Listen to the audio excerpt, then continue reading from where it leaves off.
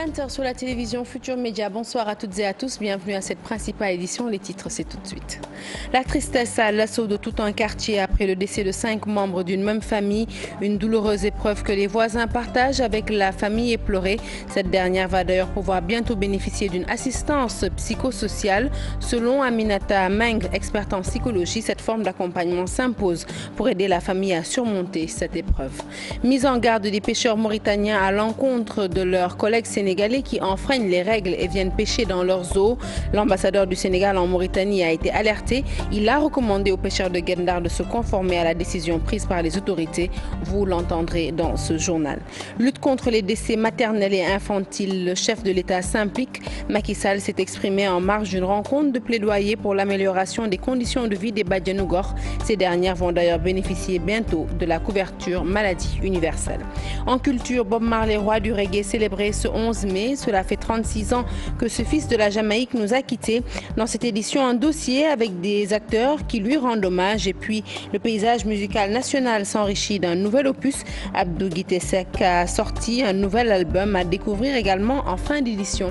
L'invité du 20h, il s'agit de Serigne Momar Gueye, président de l'Association sénégalaise pour le développement de l'énergie en Afrique. Il est interrogé par Antoine Diouf, une interview à suivre comme d'habitude tout de suite après la fin de cette édition. Voilà pour les titres, le développement à présent.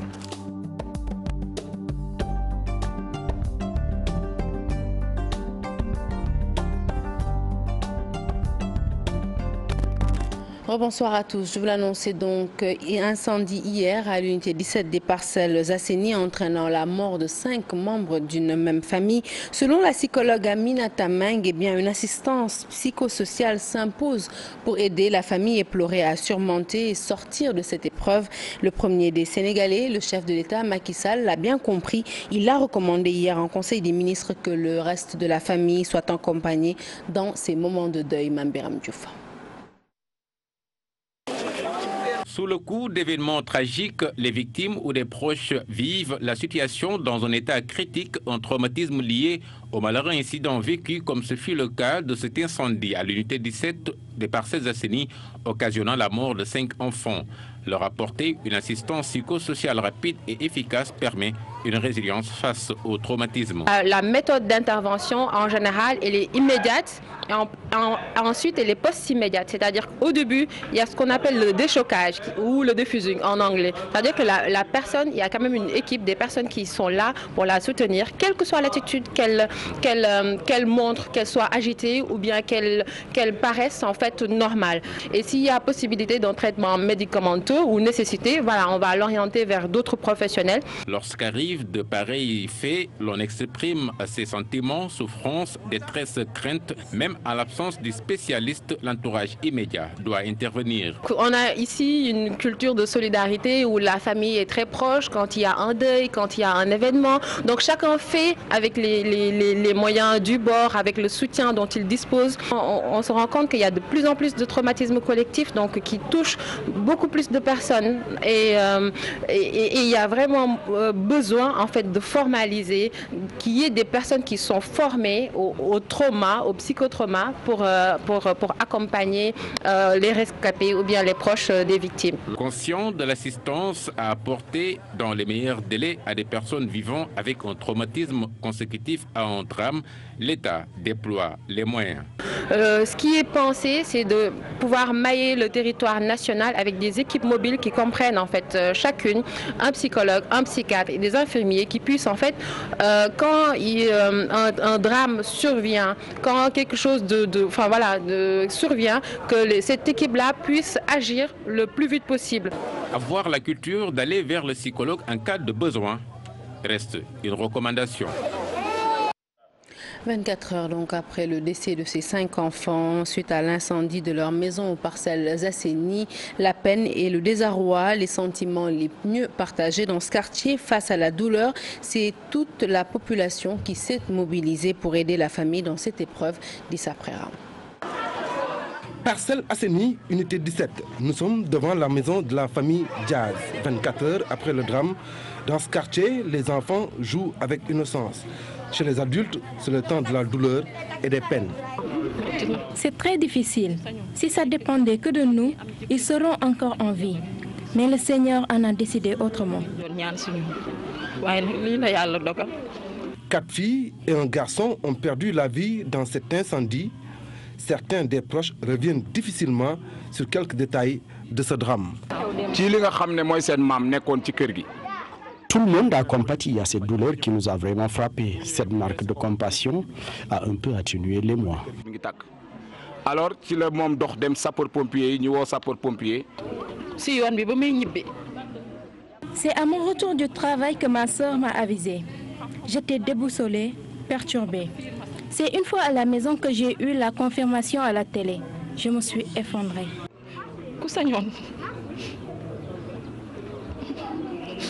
5 morts en quelques heures. Unité 17 a vécu une journée mémorable. Dans la solidarité, la famille s'en remet à Dieu. D'après leur grand-père, c'est à son retour de la mosquée que son fils lui a annoncé la nouvelle. C'est après cela qu'il a avisé les sapeurs-pompiers. L'enterrement des 5 enfants est prévu ce vendredi. En attendant, l'enquête suit son cours. Les autorités mauritaniennes mettent en garde l'État du Sénégal contre les pêcheurs qui franchissent leurs frontières pour pêcher dans leurs eaux. C'est l'ambassadeur du Sénégal en Mauritanie en personne qui a été saisi selon les pêcheurs pour mettre en garde les autorités sénégalaises. À Saint-Louis, les Guet-Ndariens se révoltent et recommandent à leur père de rester dans le pays pour éviter tout conflit. Suivons la réaction de Baïdia, le porte-parole des pêcheurs Guet-Ndariens, au micro de Senou Diop. On a appelé les pêcheurs à ne pas aller en Mauritanie, dans la mesure où nous n'avons aucun accord de pêche avec la République de Mauritanie. Ça c'est clair, c'est net, c'est répété, c'est encore répété encore une fois de plus. C'est répété par les autorités, le ministre l'a dit, le président de la République l'a dit. Aujourd'hui, nous sommes le CLPA, nous sommes venus ici pour encore répéter cette même slogan-là. Les pêcheurs saint-louisiens n'ont pas le droit d'aller en Mauritanie et de pêcher pour les Mauritaniens. Ça c'est clair. Ça c'est clair. C'est ce que nous appelons à nos parents de ne pas aller en Mauritanie, de tenir leur mal en patience. Il y a d'autres cieux où ils peuvent pêcher librement et en paix pour ne pas amener des problèmes. Vous savez très bien que depuis l'événement de notre accord de pêche a eu une rupture avec la Mauritanie, l'État nous a toujours prêté la main forte. Il nous a jamais laissé en rade. Et puis Macky Sall nous avait déclaré que on est au Sénégal, notre pays ne nous laissera jamais. C'est ce qui est en train de se réaliser. Rumeur de saisie de riz plastique à Sédhiou, les commerçants sont dans tous leurs états. Ils ont tenu un point de presse pour démentir, car depuis que cette rumeur circule, certains clients exigent la restitution de leur argent en remplacement du riz acheté. Écoutons Balaké Dramé, il est le porte-parole des commerçants de Sédhiou, il est au micro de Bakary Konté. Suite à l'investigation, nous nous sommes réunis. Nous avons constaté que ces informations sont fausses. Ils ont fait des prélèvements. Nous pensons que le laboratoire qui se trouve au niveau de Dakar n'a pas publié les résultats. Et aujourd'hui, on constate que les organes de presse de Sédhiou se permettent de dire qu'à Sédhiou, ils ont trouvé dans des magasins des riz en plastique. Et ça a créé des psychoses au niveau de la population. Certains consommateurs, ils ont utilisé ce riz-là jusqu'à 10 kilos. Ils ont fait retourner ce riz-là, soi-disant que c'est du riz en plastique. Donc nous, aujourd'hui, nous déplorons ces genres d'informations. Parce que le représentant de l'État, ou bien le directeur du commerce, ou bien le service qui est compétent, qui représente l'État, a dit devant la télévision, le riz ne peut pas être en plastique pour la consommation. Et l'État central même a banni cette intoxication-là. Et aujourd'hui, Sédhiou, les organes de presse de Sédhiou se permettent de dire qu'ils ont trouvé dans les magasins du riz en plastique. Nous disons que c'est faux et c'est archi faux. Parlons santé à présent. Le chef de l'État, Macky Sall, lance la grande offensive contre les décès maternels et infantiles. Un appel lancé ce matin à l'occasion d'une rencontre de plaidoyer pour l'amélioration des conditions de vie des Badiènes ou Gor. Celles-ci vont bénéficier bientôt de la couverture maladie universelle. Une annonce du chef de l'État qui a également réceptionné 165 ambulances médicalisées. Je vous propose d'écouter Macky Sall au micro de Chérif Dia et Thierno Laurent Mendy. Mesdames et messieurs, la remise symbolique ce matin des 164 ou 165 ambulances médicalisées qui viennent trouver les 150 qui ont été acquises depuis 2012 pour en faire 329 ambulances sur 5 ans s'inscrit dans ma volonté de moderniser notre système de santé en vue notamment de réduire la mortalité maternelle et infanto-juvénile. Je sais que les chiffres font peur, mais nous sommes obligés de partir de la situation de référence et de dire ce que nous avons réalisé et ce que nous entendons réaliser pour les prochaines années. À cela donc s'ajoute le recrutement de 2500 prestataires de soins de santé, dont 1000 sages-femmes d'État, en vue de démocratiser l'accès à des soins de qualité. J'aimerais demander à Madame le ministre de la Santé d'engager l'enrôlement de toutes les Badiènes Gor dans des mutuelles de santé, de façon à vous permettre vous-même d'avoir accès à la couverture maladie universelle, tous pour une grande offensive contre les décès évitables des mères et des enfants. Mobilisons-nous tous ensemble pour qu'aucune femme ne meure plus en donnant la vie. Et puis sachez que le président de la République a décidé de porter à 2 milliards, et cela à compter de l'année prochaine, le fonds de promotion de l'industrie cinématographique et audiovisuelle, le FOPICA. Macky Sall a fait cette annonce ce matin lors de l'inauguration d'une salle de cinéma.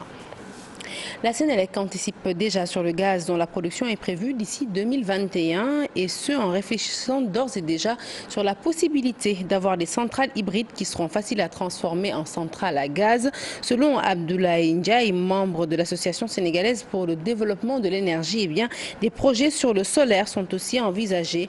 Le sommet de l'énergie a débuté dans la capitale sénégalaise ce matin au King Fahd Palace.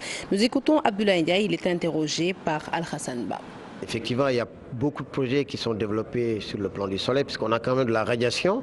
Donc il faut quand même tirer parti de cet atout-là pour pouvoir donc développer. Il y a déjà beaucoup de capacités en termes de centrales électriques solaires qui sont développées. Il y a des projets qui vont arriver. Mais on a également de l'espoir sur le solaire, puisque je dis sur les recherches, de plus en plus on va vers une possibilité de stockage. Parce que la difficulté de l'énergie solaire, c'est son intermittence. On peut le capter la journée, mais le soir on ne peut pas le capter. Sur l'hydroélectricité également, avec les barrages qui sont en train d'être développés, sur le réseau interconnecté avec nos voisins, que ce soit au niveau de l'OMVS ou au niveau de l'OMVG, c'est des atouts sérieux pour le Sénégal et qui sont en cours effectivement de développement.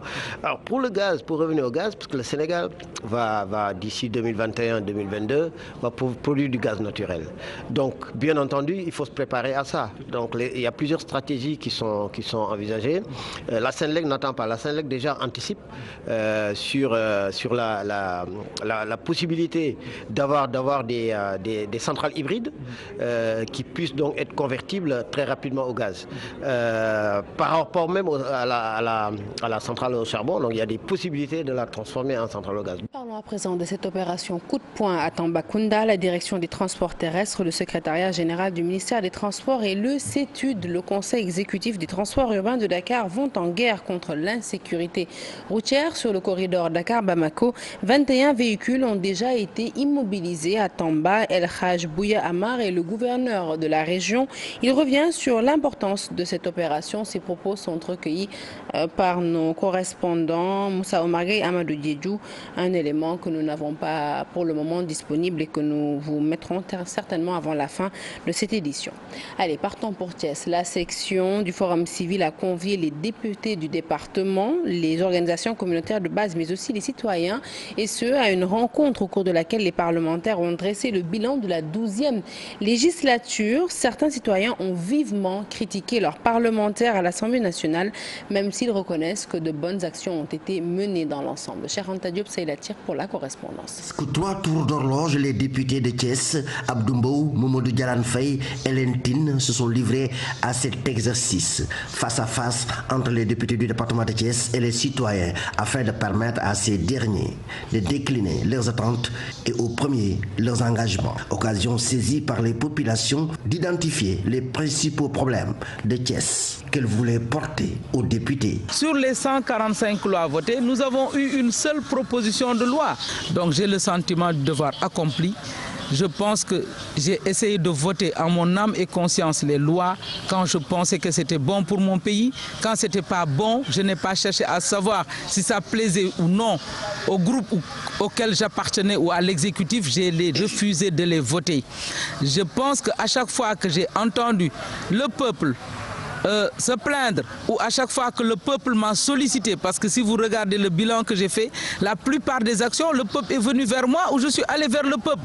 Je me suis levé pour essayer d'utiliser ce mandat que le peuple m'a donné pour aller essayer de trouver des solutions. L'absentéisme des députés est encore revenu dans les débats. Selon les populations, même si des actes positifs ont été posés, il n'en demeure pas moins qu'il y a des manquements. Parlons de l'initiative du Forum civil, section Thiès. Son vice-président déclare qu'à la fin du mandat, c'est tout à fait normal que les députés du département de Thiès rendent compte. Les motivations sont simples.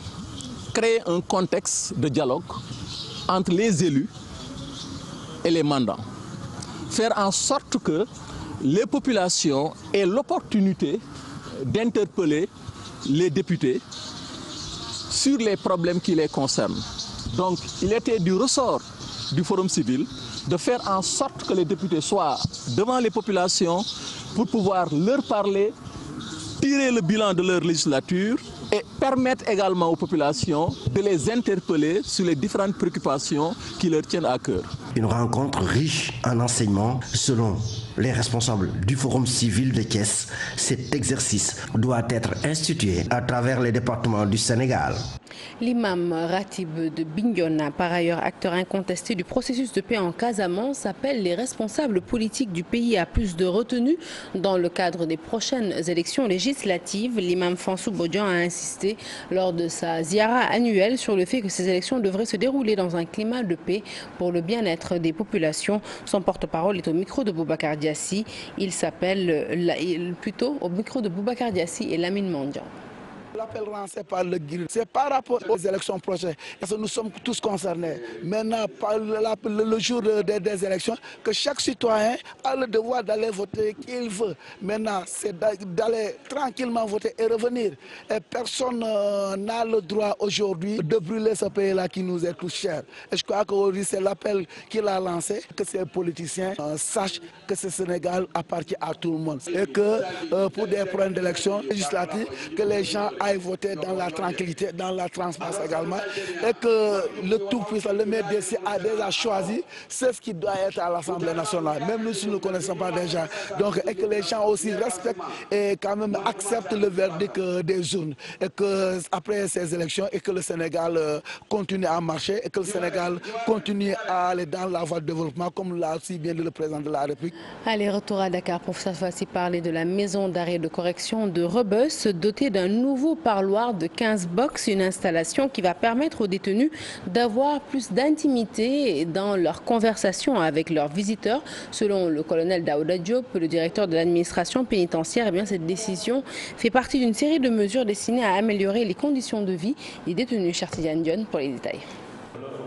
Un parloir flambant neuf de 15 box, cet espace va désormais permettre aux détenus de la maison d'arrêt de correction de Rebeuss d'échanger discrètement avec leurs visiteurs. L'administration pénitentiaire, au-delà de l'État sénégalais, de renforcer les conditions dans lesquelles les détenus évoluent, de rendre, comme on dit, beaucoup plus humaines les conditions de détention de nos compatriotes.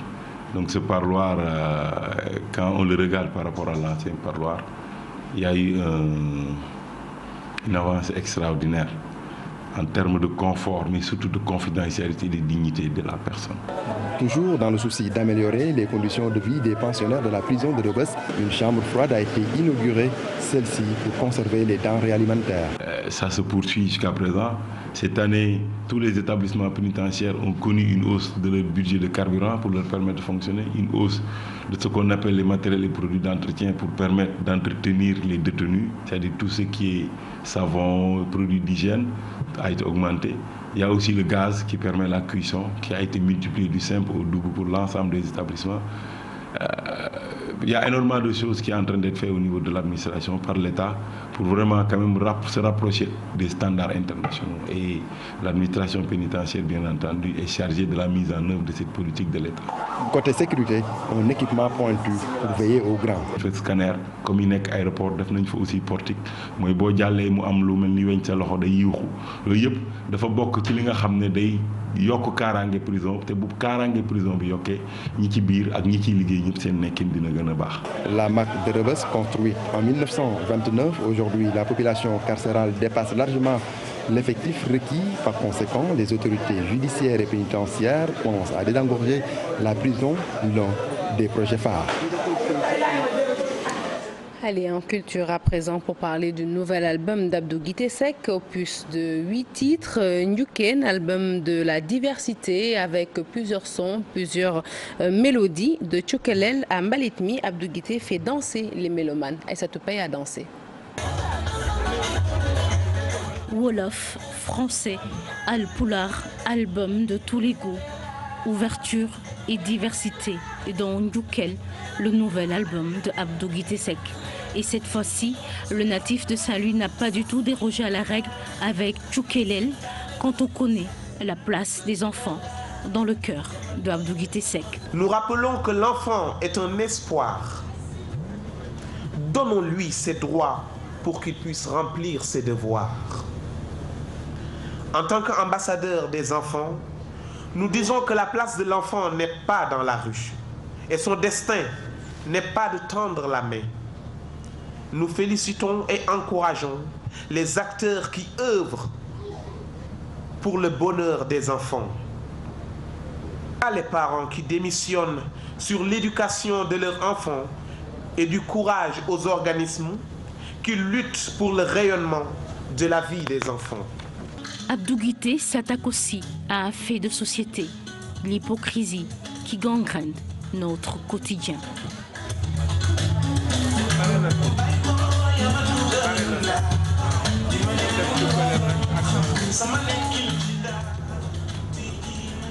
Un hypocrite est celui dont les conduites n'expriment pas les pensées du cœur. Nous dénonçons cette attitude qui consiste à dissimuler son caractère ou ses intentions véritables, à affecter des sentiments, des opinions, des vertus qu'on n'a pas pour inspirer confiance. Nous nous adressons aussi aux briseurs de ménage et aux vendeurs de rêves qui ne respectent pas leurs promesses. Pour vous rappeler un de nos titres, Sosal, qui signifie casser du sucre sur le dos de quelqu'un, nous nous désolons de cette attitude qui est tant répandue dans le monde et que certaines personnes adoptent avec jouissance. Il essaie d'assainir les mentalités. Il n'occulte pas la vie de tous les jours des Sénégalais. Et à ce propos, Abdou Guité Seck dit non aux ordures des corps habituels des rues. Nous continuons à faire valoir notre engagement dans l'action citoyenne. Dans le morceau Mbalitmi, nous sensibilisons sur les ordures qui font reculer le tourisme, engendrent des maladies et polluent notre environnement. Nous invitons les populations à rendre propre le pays et à adopter un bon comportement. Dans la vie de tous les jours, l'arrivée d'un hôte ne doit pas être la seule motivation de nettoiement. Aussi, nous rappelons que les ordures sont une richesse. Dans les pays qui l'ont compris, Rien ne se perd, tout se récupère. 8 titres rythmés pour faire danser les mélomanes.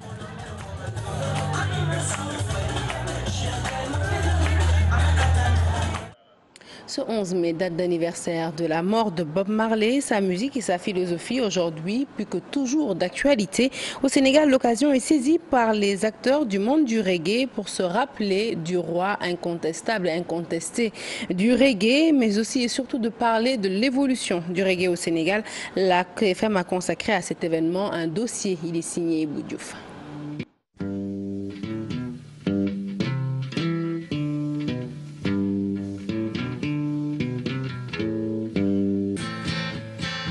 Robert Nesta Marley, un philosophe, il fut un amoureux des rimes et des bonnes mélodies, des messages forts en perspective, surtout la paix, la tolérance, le respect de l'autre au moment. Je pense que Bob Marley, son message, c'était d'abord de sensibiliser, d'informer l'opinion et que les gens puissent se rendre compte de leur quotidien pour qu'ils puissent changer le rapport de force qui existait, mais surtout que la domination ne puisse plus prévaloir. Et il était aussi un message de paix, d'amour et d'unité. Le reggae, c'est la musique de ceux qui savent dire non, ceux qui sont contre toutes les formes d'oppression. Le Rastaman, il ne dit pas toi et moi, il dit I and I, je suis l'autre, l'autre et moi. Bob Marley et le mouvement Rasta, fortement inspiré par la religion, une pensée positive, même à l'égard de la confession des autres. Une fois, on lui a demandé qu'est-ce qu'il pensait de l'islam. Il a dit qu'il ne savait que le musulman était bon, mais il ne pouvait guère en dire plus. Je pense qu'il n'avait pas une connaissance très approfondie de la religion musulmane. Bob Marley a beaucoup chanté la paix et l'amour. La musique reggae au Sénégal enregistre de plus en plus d'adeptes. Ombre Zion, Yeso, African Dinkelou, Royal Messenger, Nubian Mahdi, Daddy Maki, you know, Nabi, Sangubi, it's about reggae music, it's about combination. Old pirates, yes, they rabbi, sold I to the merchant ships. L'évolution de la musique reggae au Sénégal intéresse les vrais acteurs. Ça fait des années, on ne voit plus un reggaeman Sénégal international, on ne voit plus. C'est qui? Moi, je ne le connais pas. Je vis en France, mais je ne vois personne. Je ne vois personne qui vient au Sénégal, en France, qui représente le Sénégal. Mais il y a Tikendia qui vient là-bas, il y a Alpha qui vient là-bas. Mais le Sénégal, il y a qui? Il n'y a personne. Mais il faut que les gens ils bossent, ils reviennent ici. S'enraciner dans sa culture, relater le vécu des populations et ensuite s'ouvrir aux autres. La musique reggae a ses exigences. Le khalam, c'est à nous. Exemple, le tama, c'est à nous. Exemple, les percussions, c'est à nous. Mais il peut prendre ça, faire leur musique et ça donne un truc d'original, un truc qui sent africain quoi en fait. Ils respectent, ils sentent à notre langue, le Peul, le Wolof, le Manding, le Soussou, n'importe, mais ils sentent à ça. Ils laissent le français et l'anglais. Ils peuvent rajouter, mais s'ils vont à l'extérieur, ils sentent leur chanson, ce qu'ils ont appris, ce qui est dans leur sang. C'est pas l'anglais, c'est pas le français, ok? Depuis 1981, le 11 mai est chaque année un jour mémorable pour la famille des Rastas et tous ceux qui ont connu ou aimé Robert Nesta Marley.